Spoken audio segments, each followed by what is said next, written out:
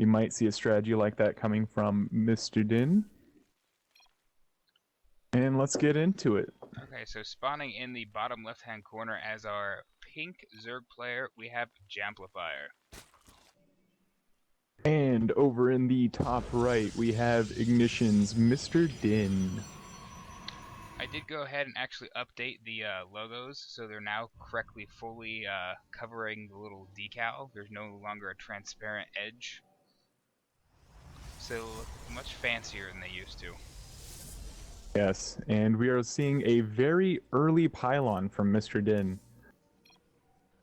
He did say he's a little rusty, he said, but he was gold, so he hopefully knows what he's doing. There's a forge on the high ground. And I think we're going to see a real quick cannon rush out of him here. It's going to be difficult seeing as he's going against a Zerg. You cannot build any buildings on creep. And I'm not quite sure if Photon Cannon has the range to reach the hatchery from there. He could just go for a contain. Yeah, from the looks of it, though, it definitely doesn't have the range off of the creep to hit that hatchery, or any of the workers for that matter. But even with a contain, it's only a matter of time until he builds some roaches and is able to actually break out of that. Hey. Well, the forge is finished, and he's put a pylon where the Zerg will be looking to take his natural.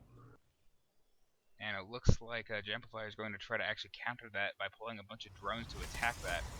Now, let's see where the probe was. The probe actually is going down to the, I guess you could call it the third or the fourth, depending on which way you're expanding, right behind the brush, so I'm not sure exactly what his plan is so far.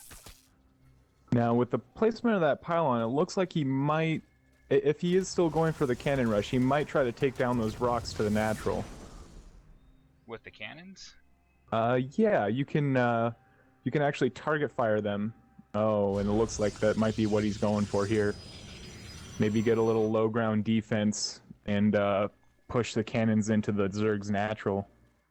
We do have the Overlord from Jamplifier finally making it all the way across the map, just now starting to get some vision. My vision key does not seem to be working, but nonetheless, it would be nice to use that. He is about to see that there is just a forge here, there is no gateway. Oh, he just needs to push that Overlord a little further into the base. Yeah, it's sitting there. He can't see everything quite yet. There's not even gas started yet for this. He needs to build some more probes, in my opinion.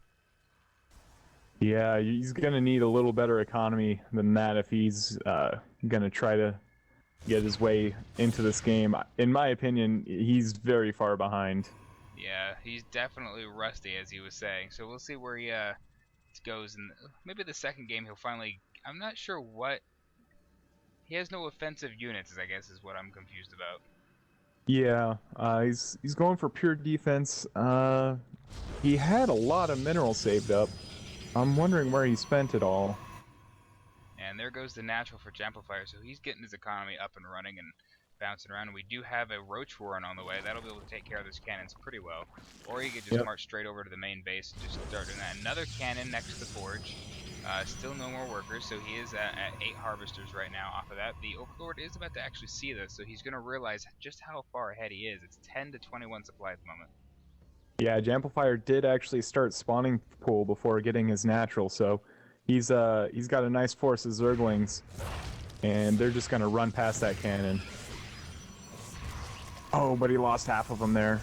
I'm not quite sure how much damage he's going to get done. He needs to get out of range of that cannon instead. There we go. That's perfect. So he's pulled all his income. Mr. Dihn's income is now completely gone. And oh no! The Zerglings are going to get taken out by that cannon. Mr. Dihn goes right back to farming, or not farming. Sorry, collecting minerals. I've been playing a bit too much League recently. I suppose in a way that is StarCraft's version of farming. Alright. But yeah, Jamplifier, he's got, great economy. Starting to get some workers going at that natural base. As you said before, the Roach Warren is up. I guess it's just time to see if Jamplifier is going to start teching to get some higher tier units, or just build an army and try to push down that front door. Definitely. And now that he's seen everything that's over there, he can just start marching over. He knows there is a... Okay, so we do have a gateway. That is good. He hasn't been using Chrono at all on his workers or anything else for that matter.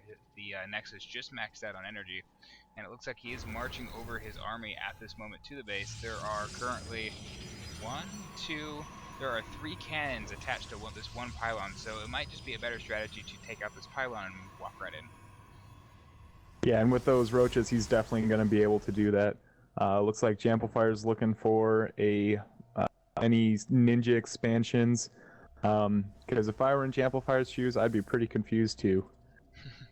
And we are at 16 to 40 supply right now. It looks like there actually have been some more workers chronoed out, or not even chronoed out, just normally built. So it is up to 14. Harvesting. Still no gas from Mr. Dihn. I'm actually a little skeptical about the gold placement that he used to be in, but I don't know how long it's been since he's played.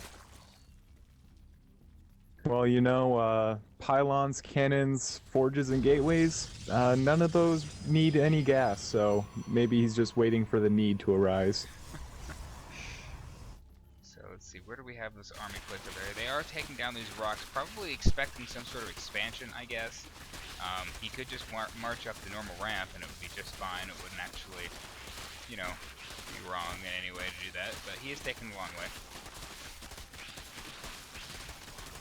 And Mr. Dihn, he's fortified that ramp position. He's got 5 cannons and now 2 pylons.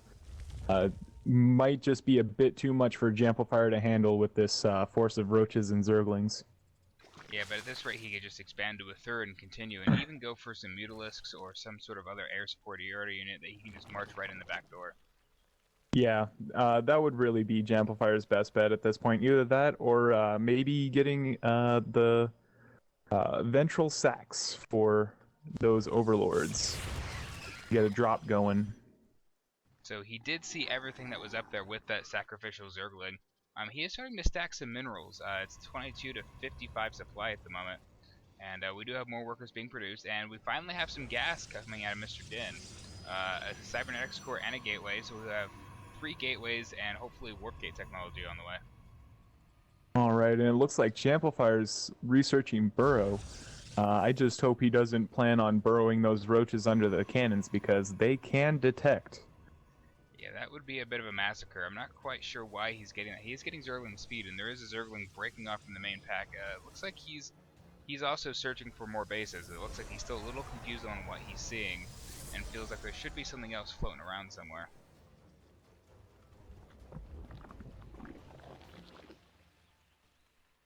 We do have the Spire on the way, so he's definitely going for Mutalisks. As we said earlier, it would be a good idea to just kind of march in that back door. There's no protection over in the top right, just everything kind of booked up at the ramp.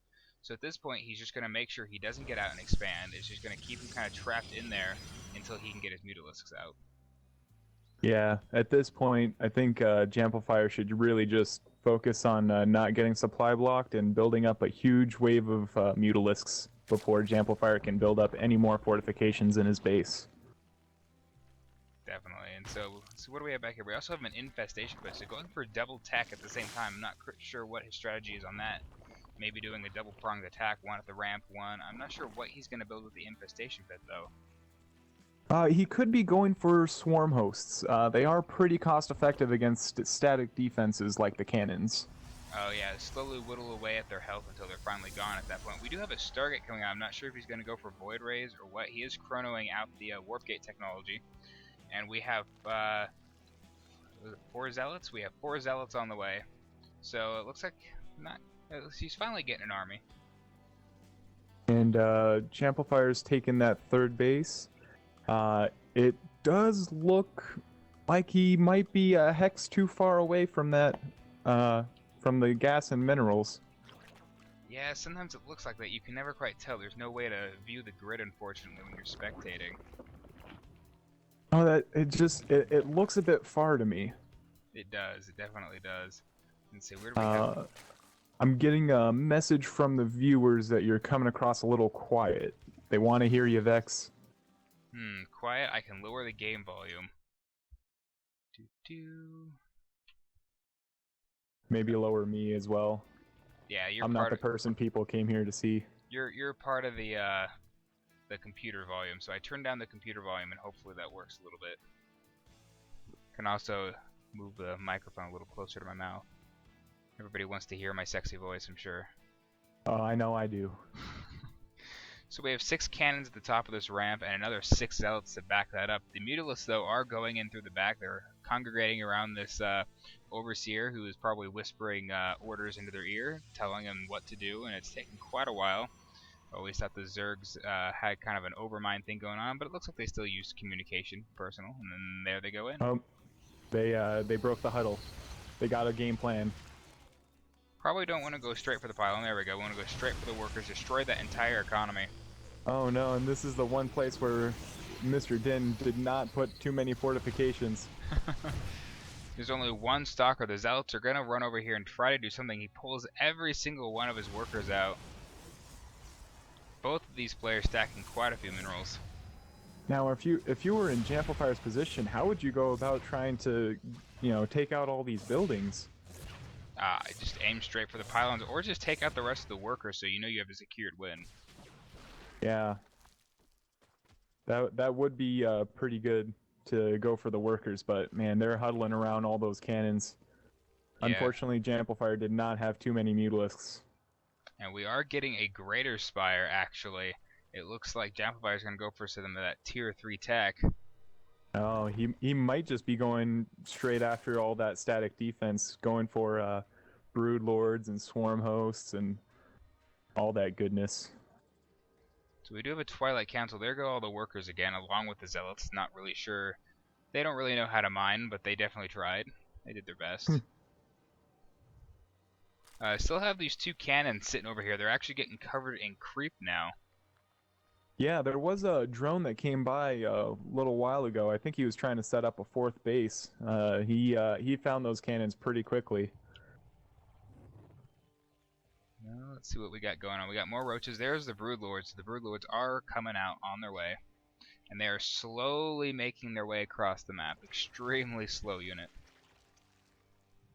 Yeah, well, when you carry that much power, I think you can afford to be a little slow and lumbering.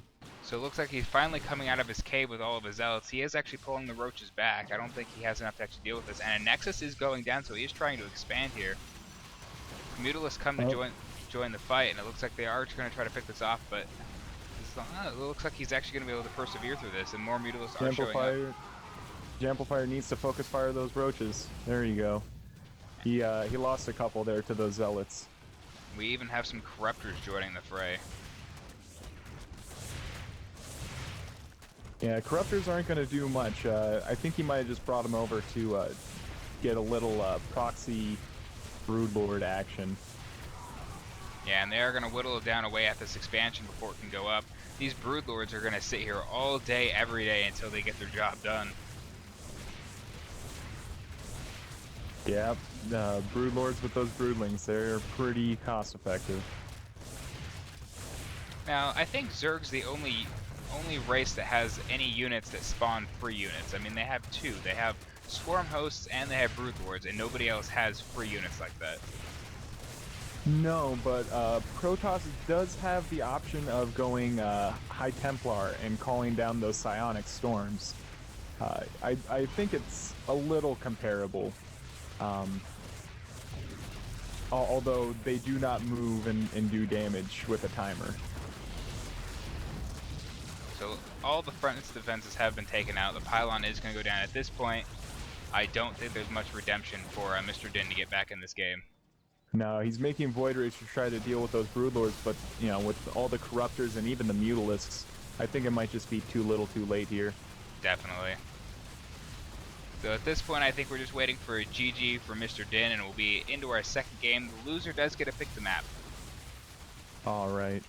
Now, I really should have familiarized myself with the format of this tournament, but is it best 2 out of 3? It's best 2 out of 3, and then the finals will be best out of 5. All right. And there's the GG for Mr. Dihn.